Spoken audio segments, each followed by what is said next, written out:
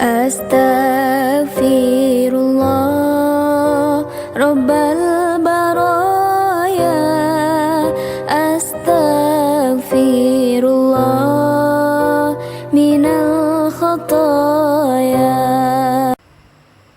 Kemudian ada sekarang maksud orang-orang tertentu untuk mencaci umat Islam karena menganggap umat Islam itulah menjadi musuh bangsa Indonesia. Padahal kemerdekaan itu adalah pejuang-pejuang dari Islam. Tidak banyak kita kenal pejuang-pejuang yang tidak muslim. Tetapi tiba saatnya sudah sekarang ini negara sudah makmur, banyak penghasilan, dikerdilkan, dipojokkan umat Islam, yang umat Islam dikatakan radikal, umat Islam dikatakan teroris. Teroris itu siapa yang menciptakannya? Orang yang kafir jindi. Islam radikal itu siapa yang membuatnya? Adalah dari kafir-kafir jindi. Siapa kafir itu? Bisa saja dari dalam Islam itu sendiri. Siapa yang memecah belah Islam dari sejak zaman Belanda? Divide et impera, pecah belah dan jajahlah. Sekarang kita dijajah dengan di kotak-kotak. Ada Islam Syiah, ada Islam liberal, ada Islam plural, ada Islam yang lain-lain sebagainya, supaya Islam satu dengan lainnya tidak menyatu. Selama wabah corona demikian juga. Mungkin ada saudara-saudara kita di kampung ini yang dulu berambisi puasa sibuk dengan ke masjid. Ditekan kita agar jangan meramaikan masjid. Seolah-olah dendam dia sekarang tidak mau datang ke masjid. Itu adalah saudara-saudara kita yang masih mempunyai perasaan jengkel. Segeralah bertaubat. Bertaubatlah kepada Allah.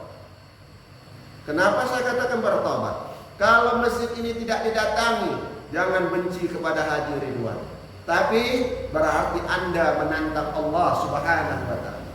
Yang memberi bernapas bukan Haji Ridwan, tapi Allah. Yang mengatur rezeki, memberi rezeki bukan Haji Ridwan, tapi Allah. Apabila itu kita musuhi, masjid kita musuhi, tidak mau datang pengajian, salat berjamaah, berarti saudara-saudaraku adalah ingin bermusuhan dengan Allah. Orang-orang yang bermusuhan dengan Allah berarti berimbanglah dengan Allah Subhanahu wa ta'ala. Sedangkan Allah mengingatkan kita, ketika kau dekat kepadaku, aku lebih dekat kepadamu. Ketika kau mencintai aku akan mencintai kamu. Ketika kau peduli kepadaku, aku peduli kepadamu. Ketika engkau ingat kepadaku, aku lebih ingat kepadamu. Ketika kau sayang kepadaku, aku lebih sayang kepadamu. Ketika engkau raja berharap yang baik dan yang buruk, tidak berharap kebaikan dariku, maka aku berikan kebaikan itu kepadamu. Masya Allah. Apabila ini tidak kita terapkan dalam kehidupan, summa na'udzubillah, summa na'udzubillah. Bapak Ibu yang dirahmati Allah Subhanahu wa ta'ala, kita semua ini punya proses kelak di akhirat.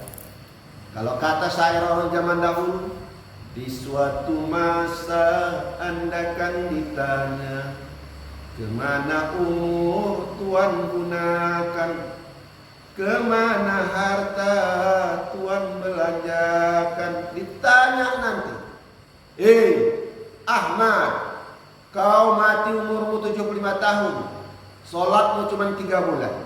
Itu pun dulu, kalau tidak mati sholatmu itu masih mendingan. Dulu ada kau sholat 3 bulan, 15 tahun belakangan tak sholat lagi. Sekarang finar jahannam khalidina fiha abada, masuklah kau ke dalam neraka jahannam kekal selama-lamanya. Kau juga tidak puasa, tambah lagi dalam neraka. Kau juga tak bayar zakat, masuk dalam neraka.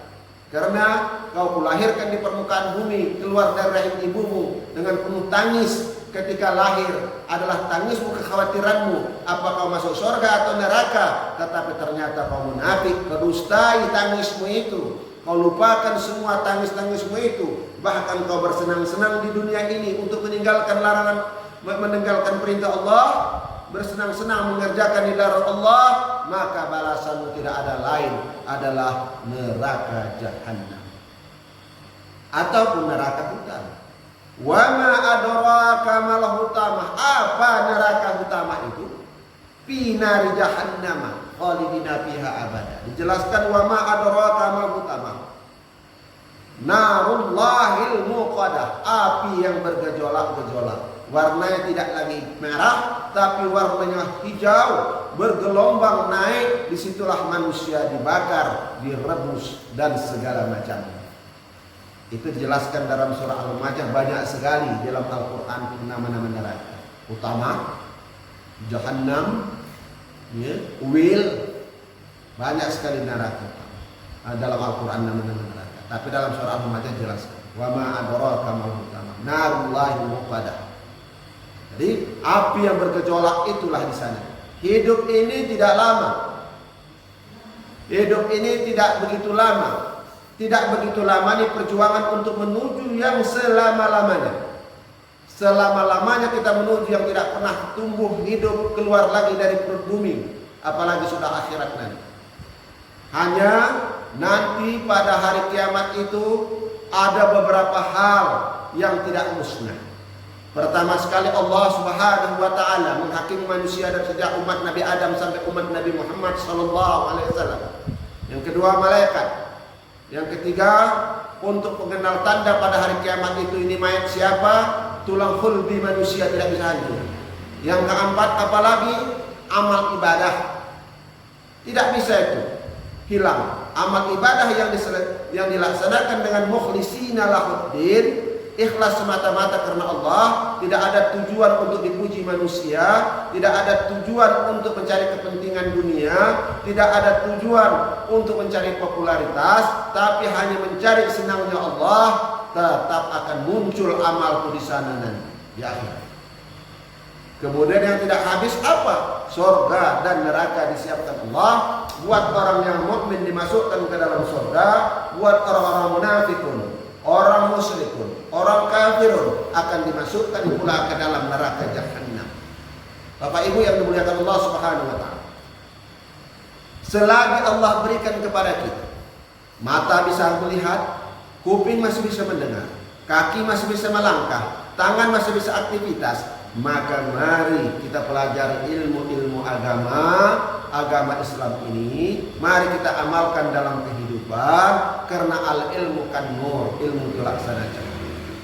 Apabila sudah dijanjikan ilmu itu laksana cahaya, semakin banyak ilmu kita, semakin terang benderang dalam kita bertingkah, berbuat dalam kehidupan maupun hablum minallah, hubungan kita kepada Allah, wa hablum minan nas, hubungan kita sesama manusia.